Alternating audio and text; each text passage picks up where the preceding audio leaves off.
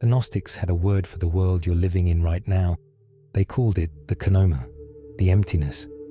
And once you understand what they meant, you may never see your life the same way. What if the problem is not that your life is broken, but that the world you were born into is fractured?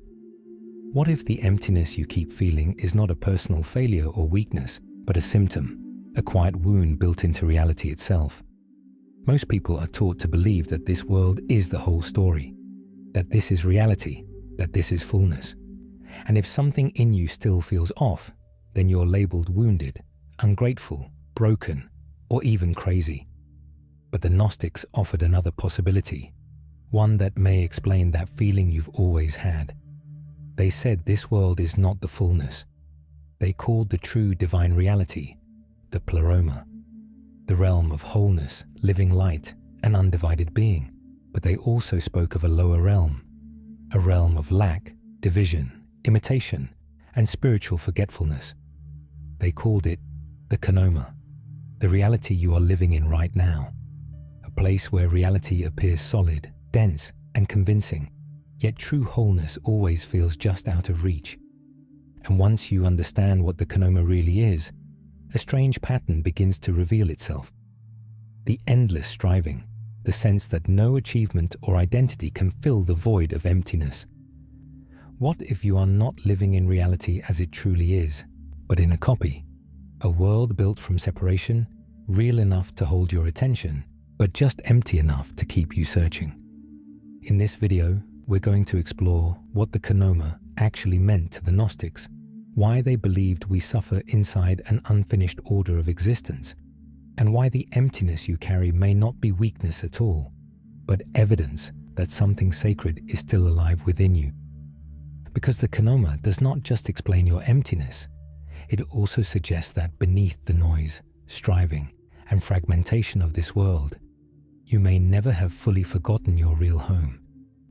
And once you truly understand what the Gnostics were trying to tell us about this reality, you can never quite see the world in the same way again.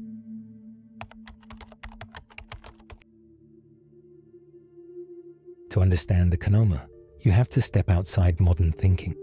When people hear words like emptiness, illusion, or fullness, they often reduce them to psychology, a mood, a passing state, or a poetic way of describing spiritual anxiety.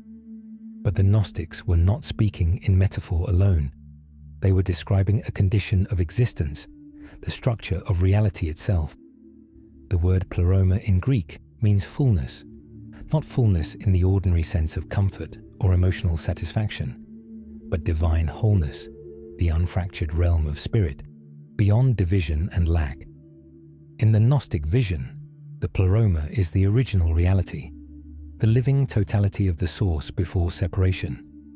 The Kenoma is described as a lower order of reality cut off from fullness, a world that exists as a copy of the pleroma, but with fractures, a realm of forms without true completion, movement without rest, and desire without lasting fulfillment. For most of history, we knew about of reality cut off from fullness, a world that exists as a copy of the pleroma, but with fractures, a realm of forms without true completion, movement without rest, and desire without lasting fulfillment. For most of history, we knew about these ideas almost entirely through the hostile writings of church fathers like Irenaeus and Tertullian, who were actively trying to stamp them out. Then, in 1945, a farmer near the town of Nag Hammadi in Egypt stumbled on a sealed clay jar containing over 50 texts, many of them Gnostic scriptures that had not been read in over 1,500 years. That discovery transformed our understanding of early Christianity and gave Gnosticism its own voice back after centuries of suppression. And the writings return again and again to the same pattern: fullness, rupture, forgetfulness, and return. According to this view, reality did not begin in chaos like you were taught, but in divine wholeness. From that fullness emerged luminous expressions of the source, sometimes described as aeons, living emanations of truth, wisdom, and divine intelligence. But then came a rupture. In the Gnostic teachings, the youngest Aeon, Sophia, whose name means wisdom, was seized by a longing to know the unknowable source directly. She reached beyond herself and attempted to create on her own without her divine counterpart. But that act of solitary creation ruptured the pleroma, and what it produced was not divine. It was malformed, ignorant, a powerful but limited being that would come to be known as the Demiurge or Yaldabaoth. And from that rupture, the lower world, the Kenoma, was born, not through a loving act of supreme creation, but through a cosmic accident born from longing. And this is where the Gnostic worldview takes a very different turn. It does not merely claim that human beings are asleep. It suggests that the visible world itself bears the marks of that original estrangement. Not evil in a simplistic sense, but deficiency, a realm shaped by fragmentation and separation from its source. Because the Kenoma explains why everything in this reality eventually decays, why pleasure fades, and why everything in the physical realm keeps the soul searching outside of itself for what it can never truly find in the external world. Even in the teachings of Jesus, there is the same reminder. Do not lay up for yourselves treasures on earth, where moth and rust destroy. In other words, what decays can never make you whole. And for the Gnostics, that is precisely why the longing never goes away. Because once you understand the difference between the pleroma and the Kenoma, longing stops looking like proof that something is wrong with you and starts looking like evidence that something in you remembers the realm you were once a part of.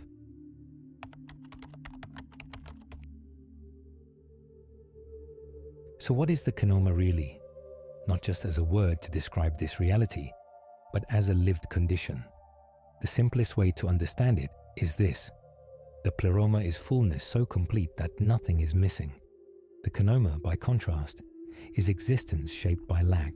That is the first key. The Kenoma is not merely a place somewhere in distant cosmology. It is the condition of a reality cut off from its own depth, a realm where things still exist but no longer carry the wholeness of the pleroma.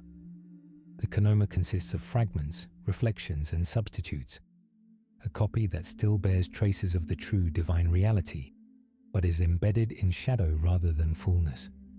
This is why, in this reality, you still see beauty, but it fades. You can still feel love, but eventually fear or loss enters it. And you can still reach for peace, but tension and time always creep back in. So the Kenoma is not just emptiness, it's structured emptiness, a world where desire keeps moving because nothing here can truly fill the empty void.